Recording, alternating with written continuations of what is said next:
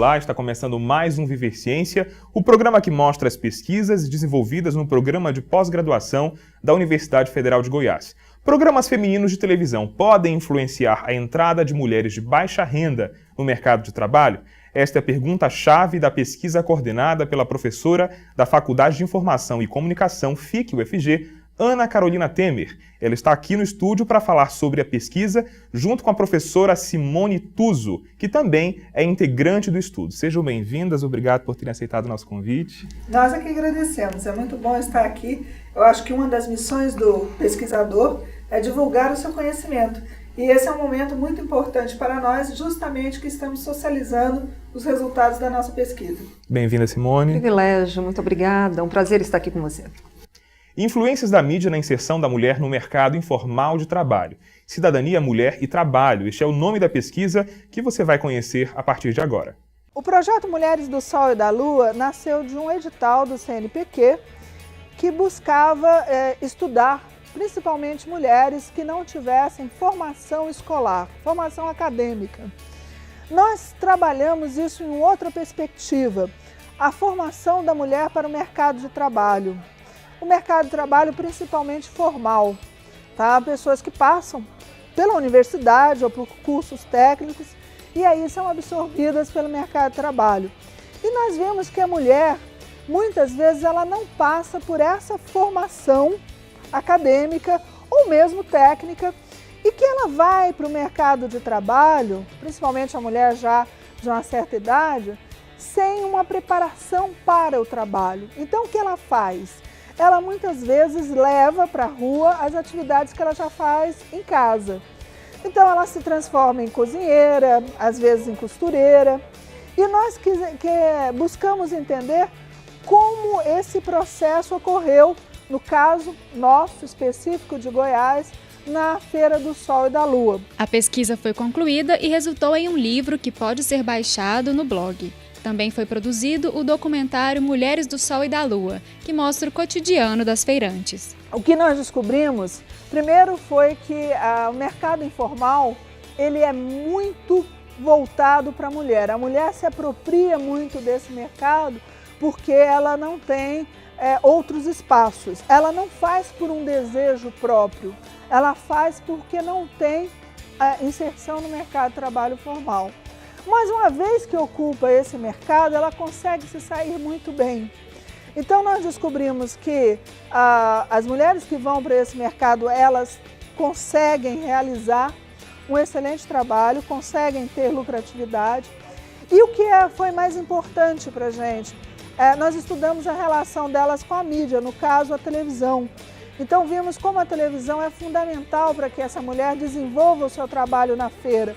É na televisão que ela busca inspiração, busca modelo, mas também foi a televisão teve um papel fundamental para levar a mulher a buscar uma inserção no mercado de trabalho. Então a gente começa agora o nosso bate-papo. Eu começo perguntando para vocês a relação inusitada, né? Programas de TV e mercado informal de trabalho. Como surgiu a ideia de estudar então essa relação? Olha, a questão básica é que a televisão ensina. Normalmente, as pessoas pensam em ensinar num aspecto mais acadêmico, num aspecto formal. Tá? A televisão ensina, mas nem sempre ensina aquilo que a gente espera.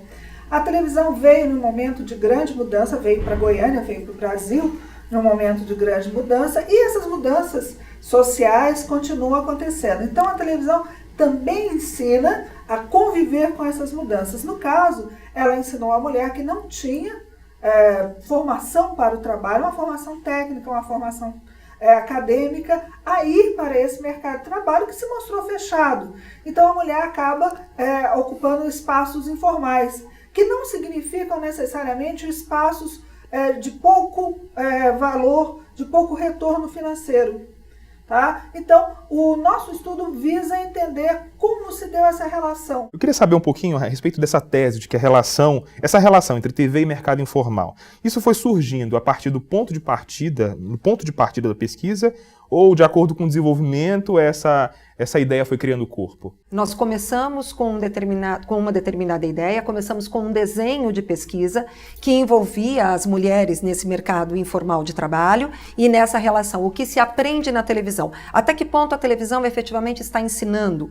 E eu acho que perguntas que nós vemos o tempo todo na televisão do tipo, vamos pegar, por exemplo, a Ana Maria Braga, quando ela diz: eu vou ensinar a fazer esse brigadeiro e você vai fazer na sua casa e vender, você vai ter um lucro X e com isso você tem um resultado positivo em torno de uma venda. Então a gente queria saber até que ponto isso efetivamente acontece. Então as pessoas, ao ouvirem isso, assistirem esse tipo de programa, ela de fato tem uma reação. Mas é lógico que tudo isso foi crescendo quando nós também fomos para as ruas, fomos ao campo perguntar para essas mulheres como que elas trabalhavam. Então a gente tinha um começo, não tinha o fim, obviamente, mas esse desenrolar da pesquisa ele foi crescendo. Então no próximo bloco a gente vai conhecer essas histórias então que vocês têm para contar com certeza. Participe do nosso programa, envie uma mensagem para o nosso e-mail, Twitter ou Facebook e acesse a nossa página na internet. O Viver Ciência vai para um rápido intervalo. Voltamos em seguida para entender melhor as aplicações desta pesquisa e como ela pode beneficiar a sociedade. Continue com a gente. A ciência viva quando os homens pensam.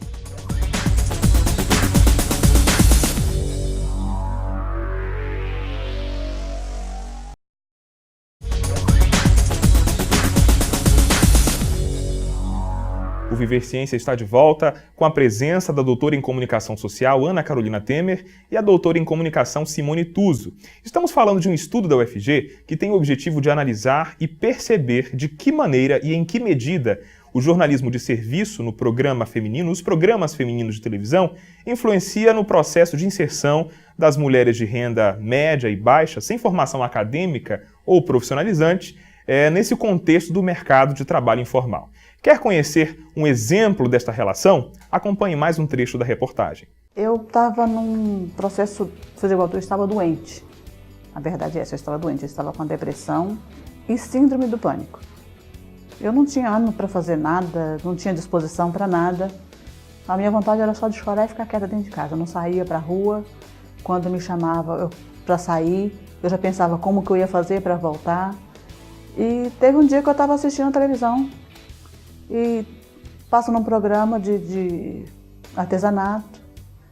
Aí me apareceu uma tecelã de São Paulo, tecendo num tiar de pente liço. E naquele dia eu fiquei muito encantada. Aí depois daquela reportagem, eu comecei a lembrar de quando eu era criança e que eu viajava com a minha avó para a casa da irmã dela, que tecia. E eu comecei a lembrar do barulho do tear, porque o tear, na hora que você está tecendo, que você puxa ele faz um barulho. Então aquele barulho, ele ficou na minha mente. Aí eu comecei a procurar pela internet, procurar como que eu fazia para comprar um tear pequeno, igual aquele que a moça tinha mostrado na televisão. Após a chegada do tear, Elaine fez vários cursos e começou a confeccionar suas próprias peças. Poucos anos depois, veio uma outra paixão, o bordado. Depois desse 1 ano, eu fui para a cooperativa de bordadeiras, para Bordana. Desse 1 ano que eu estou lá, eu aprendi bastante a desenvolver a técnica do bordado, né? E eu gosto de passar para frente aquilo que eu aprendo, porque eu acho que não pode morrer com a gente. Então a gente tem que continuar passando para frente. Aí surgiu uma necessidade de ensinar para umas senhoras do Conjunto São Judas. E eu me prontifiquei, né? Aí a auxiliar nesse curso. Só que como ia começar as aulas dos meninos, e eu não podia estar lá e aqui, aí eu falei, vamos montar um grupo aqui. Aí surgiu o primeiro grupo aqui em casa, e na semana seguinte já surgiu o outro grupo na Associação de Idosos aqui do Balneário. E que todos os dois estão rendendo frutos. No documentário Mulheres do Sol e da Lua, existem outros depoimentos de mulheres que iniciaram as vendas pela influência de programas de TV. São novelas que ditam moda. As histórias das novelas já estão tão repetitivas que a gente eu nem presto atenção. Assisto mesmo para ver esse tipo de coisa. E não paro para sentar, ficar olhando. Venho, se não tá interessante em cima daquilo que eu quero, eu largo para lá e assisto no outro dia, vejo reprises, ou pego na internet e olho os capítulos na internet. Mas cores, às vezes decotes, às vezes golas, traz algumas ideias pra gente, faz a gente bolar alguma coisa em cima. O objetivo da pesquisa é saber de que forma a televisão é importante para a evolução profissional das mulheres. Rende a minha renda também. Não é muita coisa, mas que é alegria pra gente, porque todo o dinheiro que a gente recebe e que falou assim, foi trabalho das suas mãos, e que você vê o encanto do seu trabalho, é muito gratificante. A gente continua a nossa conversa aqui no estúdio, e eu quero saber da intenção, ou na verdade a concepção de que a TV influencia, né, ou causa influência espontaneamente nesse comportamento feminino. Como é que vocês definem isso pra gente? Eu não diria espontaneamente, eu acho que há um movimento integrado da televisão com o grande capitalismo urbano, né? Tá? Com uma relação de urbanização, as cidades crescem muito, né? A mulher passa a ter mais tempo livre, até porque ela começa a desejar e ter eletrodomésticos em casa, que facilita o trabalho. A pressão pelo consumo, a pressão para a mulher sair e colaborar com as despesas de casa também crescem. E o que a gente vê é que essa mulher não está preparada.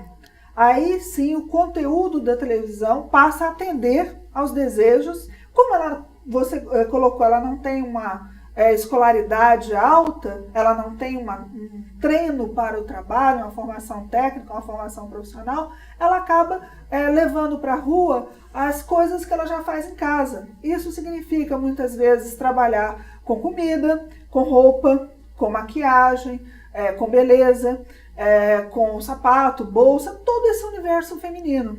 Nesse mercado informal, ela consegue empreender. E o que nós percebemos muito ativamente na pesquisa é que ser empreendedora, esse lado do empreendedorismo que esse mercado gera, ele se caracteriza como muito forte, inclusive para o núcleo familiar. Ela começa como uma renda informal, como uma segunda renda, muitas vezes, ou seja, um lar que tinha uma estrutura patriarcal, então onde o homem era o cabeça da família economicamente falando, ela vai para esse mercado informal, cresce nesse mercado informal e se torna inclusive ela a líder financeira da família, trazendo muitas vezes o que nós investigamos nas feiras. Nós efetivamente trabalhamos muito com a Feira do Sol e a Feira da Lua, por isso o nome do livro é Mulheres do Sol e da Lua. Nas feiras do Sol e da Lua, já tem muitos esposos, maridos, enfim, namorados, pessoas que faziam um plano de líder da família, que vão para lá e vão, na verdade, colocar o seu trabalho à disposição da esposa ou da namorada. Na história. Viram coadjuvantes dessa história da feira.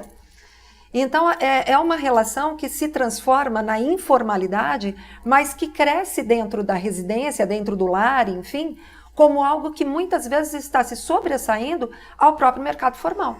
E nessa mudança, a televisão também adquire um outro caráter, que ela passa a ser instrumental, porque essas mulheres vão buscar na televisão os modelos de roupa, as receitas, e depois sobre as receitas nós até gostaríamos de falar mais, e o vínculo que ela faz com a novela é muito forte. É a roupa da personagem, a roupa mais, o terninho mais estruturado é a da repórter.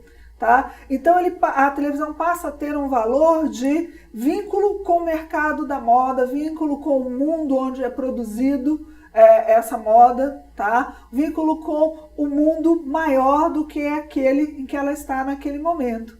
Tá? Então muda a própria relação dessa mulher com a televisão.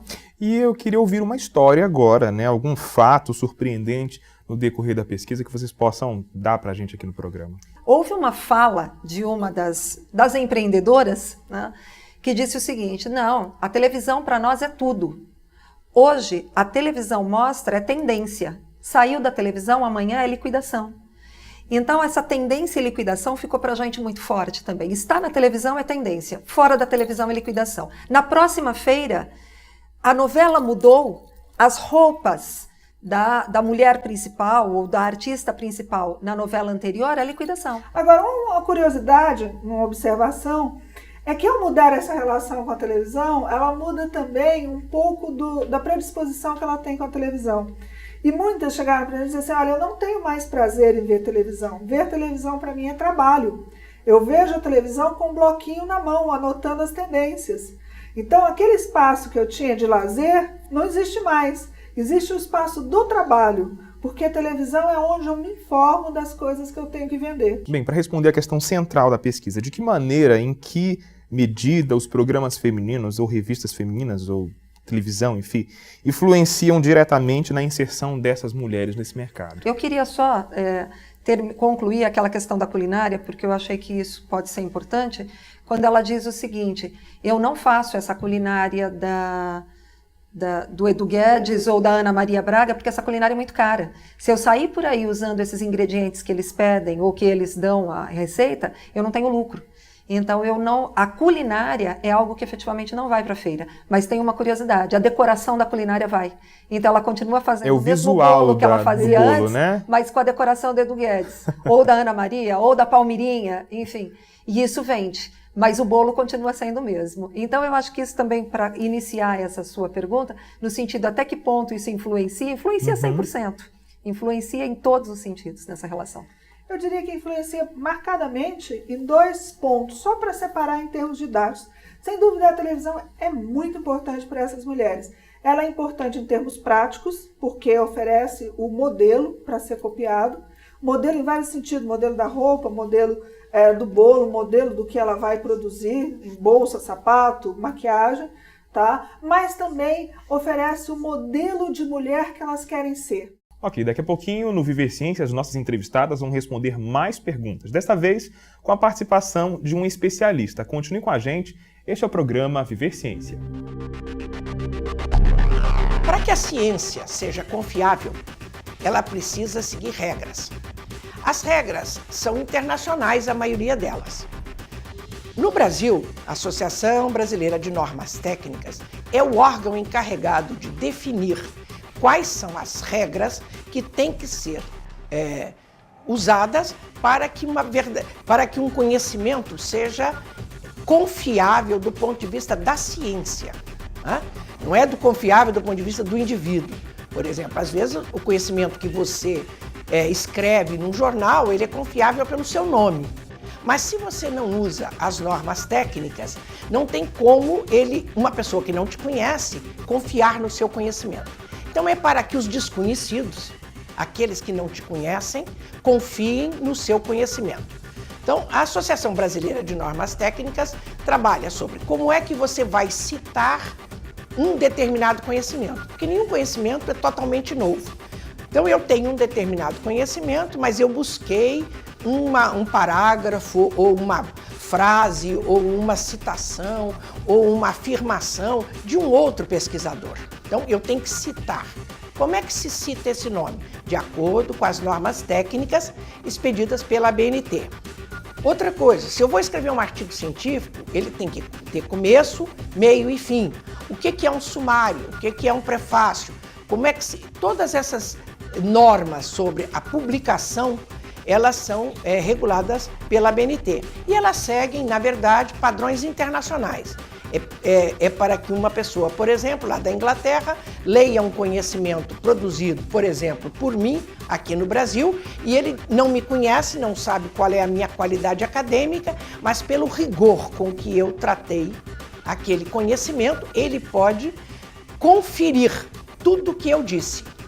Por quê? Porque eu segui as normas técnicas, então ele pode ir às fontes, ele pode ir à bibliografia, ele pode ir a todas as informações secundárias que eu dei e dizer, não, de fato, essa pesquisadora é confiável e esse conhecimento merece ser considerado pela academia.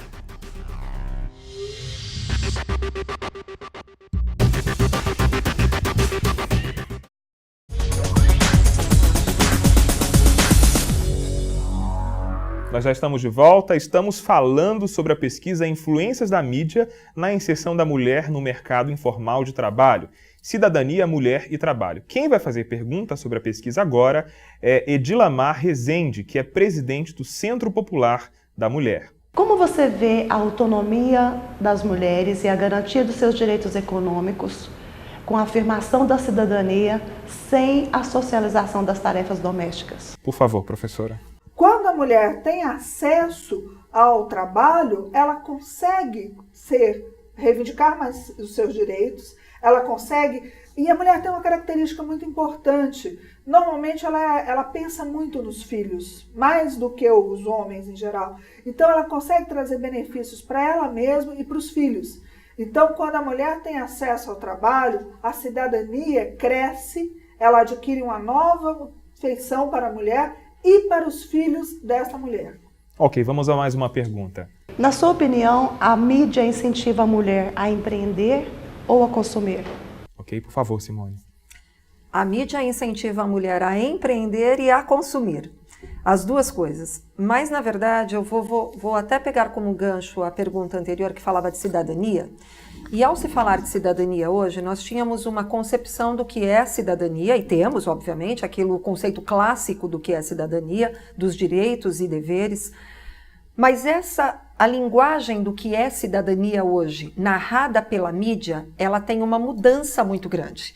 Então, ser cidadão numa sociedade moderna pressupõe também a experiência do consumo. Então, não se prevê hoje um cidadão ou ser cidadão se não for um ser cidadão consumindo. Então, essa linguagem que a mídia passa das mais variadas formas é uma linguagem que vai incentivar o consumo, sim, porque, na verdade, a própria mídia, ela nunca vai tentar satisfazer os seus desejos, mas ela vai, na verdade, criar desejos para que você possa consumir. A questão do empreendedorismo é exatamente para que você possa ter dinheiro para ser inserido neste mercado da compra. Então, o ser empreendedor, ele nasce como uma consequência da necessidade do dinheiro, que a Ana Carolina colocou anteriormente na pergunta. Então, primeiro eu tenho a necessidade do consumo.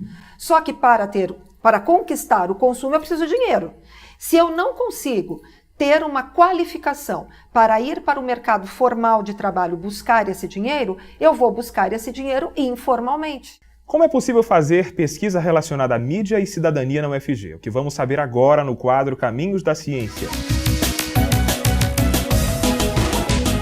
Projetos com bolsa, projetos sem bolsa, aqui tem o PIBIC, que é um projeto com bolsa, tem o projeto PIVIC, que é o voluntário, e tem projetos individuais, que se ele quiser, ele pode entrar no projeto de pesquisa do professor e trabalhar ali individualmente. Para ele entrar no PIBIC ou no PIVIC, que são oficiais, é bom olhar os editais no site da PRPPG, que é a Pró-Reitoria de Pesquisa e Pós-Graduação. De pós-graduação a gente tem estrito sensu e lato sensu. O que é estrito sensu? Estrito sensu é mestrado e doutorado. A gente só tem o mestrado por enquanto. Lato sensu são as especializações. Nós temos duas linhas de pesquisa. Temos mídia e cidadania e mídia e cultura. Na mídia e cidadania, qual que é a ideia? É estudar os processos sociopolíticos, as formas de intervenção, de compreensão desses movimentos sociais e de possíveis intervenções sociopolíticas. Enfim, ele trabalha mais relacionado com mídia, cultura e política. Na mídia e política, a ideia é trabalhar os processos culturais no que se refere à diversidade cultural, à construção da hegemonia, à questão das diferenças culturais, a questão das identidades, e compreender como é que as nossas pesquisas podem até contribuir para uma sociedade um pouquinho mais harmônica na medida em que prevalece aqui o sentido de, além de compreender, de aceitação, de conhecimento e reconhecimento da necessidade dos outros como nossas próprias. No mestrado você tem que ser diplomado em comunicação ou áreas afins. Em geral, nós fazemos a nossa seleção no começo do ano. Nesse ano, ela vai de 20 a 31 de janeiro. Bem, quero agora agradecer a participação de vocês duas e abrir um espaço para considerações finais, por favor. Olha, é sempre difícil trabalhar com cidadania, tá? Cidadania é um conceito bem vasto, bem amplo, muito sutil e muitas vezes muito determinante na vida. Mas ao mesmo tempo também é um prazer. E no caso, como nós trabalhamos principalmente com mulheres, há um processo de identificação do pesquisador com a pesquisada muito grande. Então, eu diria que apesar de todas as dificuldades, alguma coisa que nos gratifica muito. Nós tiramos desse processo de pesquisa uma grande satisfação e esperamos podê-lo repetir sempre. E, adicional a isso também, ficamos clientes da feira. Tá? Nossa próxima reivindicação é ter uma verba para ir lá consumir. Obrigado, professora Simone, um prazer. Eu é que agradeço e deixo à disposição o livro, o blog, o vídeo e que com a mesma alegria que nós tivemos de produzir esse material, que a sociedade possa se beneficiar desse trabalho. Muito obrigada a todos vocês. Ok. Este foi o Viver Ciência, uma promoção da Pró-Reitoria de Pesquisa e Pós-Graduação da UFG e uma realização da Fundação RTVE. Aqui mostramos que o conhecimento científico está sim ao nosso alcance. Continue acompanhando a programação da TV UFG e até a próxima semana com mais Viver Ciência.